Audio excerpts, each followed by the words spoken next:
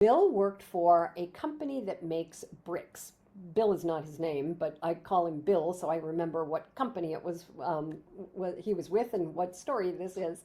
So Bill makes bricks. Bill is a sales director. I believe he still works for the company. He's a sales director. And we were rolling out the mind reading for managers, which is based on this 9 currencies of choice. And to refresh your memories on this, Bill called me and he had a sales rep named John.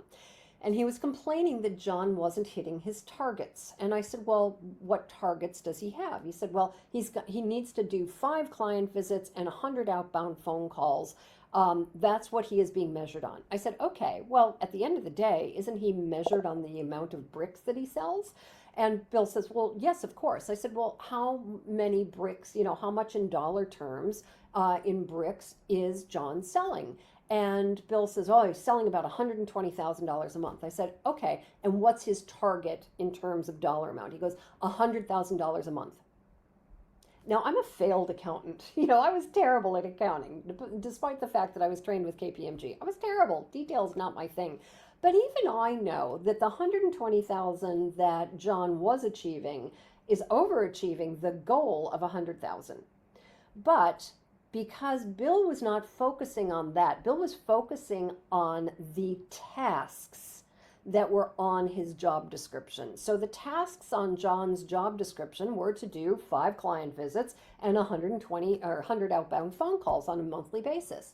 And so I asked Bill, I said, do you want John to do more phone calls and more client visits so that he sells more bricks? And Bill goes, no, we don't have the production capacity. We can't have him sell more bricks.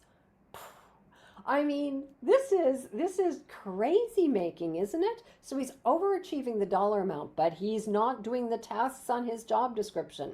This is called micromanagement.